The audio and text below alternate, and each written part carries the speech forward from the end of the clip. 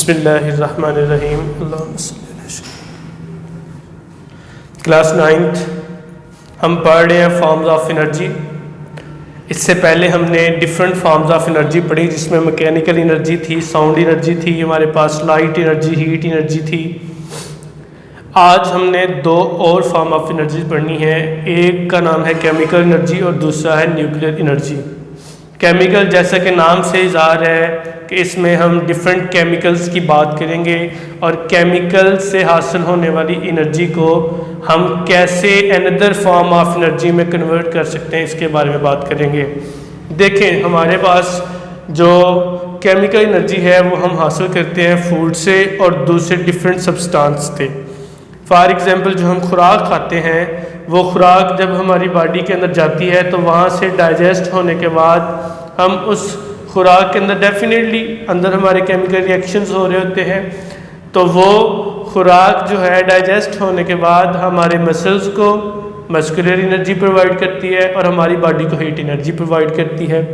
ये जो chemical energy है, इस केमिकल एनर्जी को हम हासिल करते हैं डिफरेंट केमिकल रिएक्शंस के नतीजे में।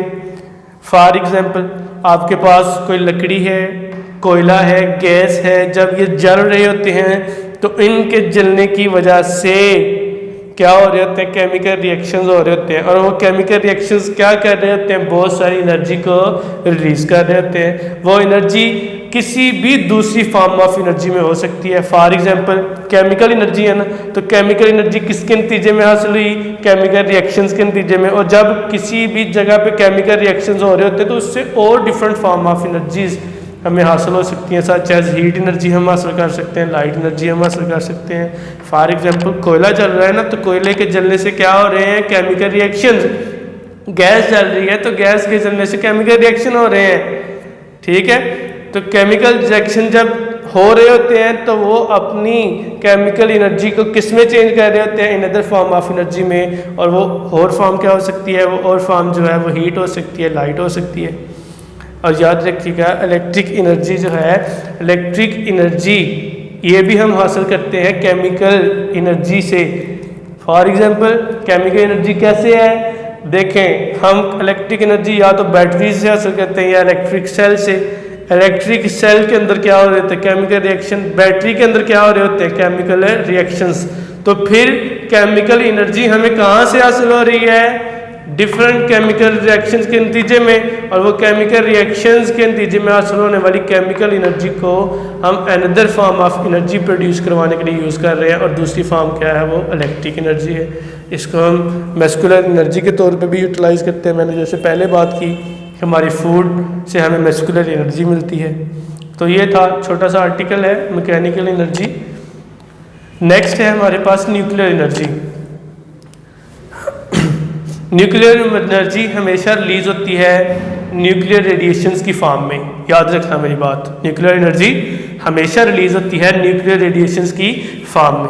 अब न्यूक्लियर रेडिएशंस की फॉर्म में कैसे होती है, मैं आपको बता देता हूँ। देखें, जब हम बात करते हैं न्यूक्लियर रिएक्शंस की तो वहाँ पे दो तरह की रिएक्शन होते हैं, फिशन रिएक्शन और फ्यूजन रिएक्शन। और इन फिशन और फ्यूजन रिएक्शन के नतीजे में ही क्या हो रही होती है, हमारे पास न्यूक्लियर एनर्जी हासिल हो रही होती है। और nuclear energy in the form of heat भी हो सकती है, in the form of light भी हो सकती है। या आप दूसरे लफ्ज़ों में ये कह लें कि आप न्यूक्लियर एनर्जी को चेंज कर सकते हैं another form of energy. Fission और फ्यूजन दो लफ्ज़ मैंने यूज़ किए हैं। आपके जहन में सवाल आ सकता है, ये फिशन क्या होते हैं और फ्यूजन रिएक्शन क्या होते हैं। देखें, सबसे पहले फिशन रिएक्शन ऐसा रिएक्शन होता है जिसमें आप एक हैवी न्यूक्लियस को स्प्लिट कर देते हैं दो लाइटर न्यूक्लियाई के अंदर। फॉर एग्जांपल, ये मेरे पास पेंसिल है, मैं इसे कहता हूँ ये हैवी न्यूक्लियाई है, मैं इसको स्प्लिट कर देता हूँ दो लाइटर न्यूक्लियाई, दो हिस्सों में। आपके समझने के लिए एग्जांपल दे रहा हूँ, तो ये एज ए फिशन है। फ्यूजन रिएक्शन क्या होते हैं, ऐसे रिएक्शन जिसमें दो लाइटर न्यूक्लियाई डिफ्यूज होते हैं। किस लिए, एक हैवी न्यूक्लियस बनाने के लिए। मैंने ये दो लाइटर न्यूक्लियाई ले लिए, इन दो लाइटर न्यूक्लियाई को मैं कर दूं आपस में डिफ्यूज, क्या बनाने के लिए, एक बड़ा न्यूक्लियाई बनाने के लिए। तो ऐसे रिएक्शन को हम नाम देते हैं फ्यूजन रिएक्शंस का। फिशन में एक हैवी न्यूक्लियस स्प्लिट होता है दो लाइटर न्यूक्लियाई के अंदर, और फ्यूजन में दो लाइटर न्यूक्लियाई मिलके एक हैवी न्यूक्लियाई बनाते हैं। तो न्यूक्लियर रिएक्शंस के नतीजे में हमारे पास हीट एनर्जी भी हासिल होती है, लाइट एनर्जी भी हमें हासिल होती है। और याद रखिएगा हीट एनर्जी को आप अनदर फॉर्म ऑफ एनर्जी में कन्वर्ट कर सकते हैं और वो form as a electric energy भी हो सकती है।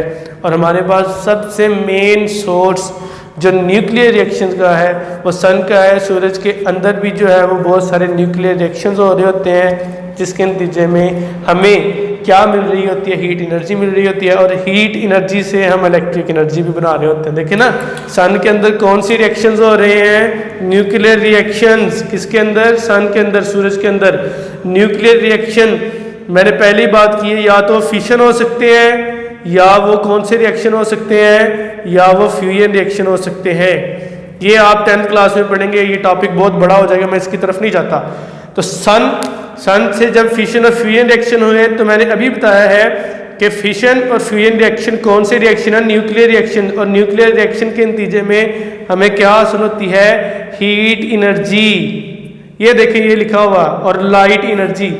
हीट एनर्जी है तो हीट एनर्जी को आप यूटिलाइज करते हैं किस लिए? लाइट एनर्जी भी प्रोड्यूस करवा सकते हैं। आप करवाते नहीं है? सन से आने वाली हीट को सोलर की मदद से किसमें कन्वर्ट करते हैं? लाइट एनर्जी में, इलेक्ट्रिक एनर्जी में। तो इस तरह से आप एनर्जी को एक फॉर्म से दूसरी फॉर्म में भी कन्वर्ट कर सकते हैं। तो ये हमारे 2 आर्टिकल्स थे। अस्सलाम वालेकुम।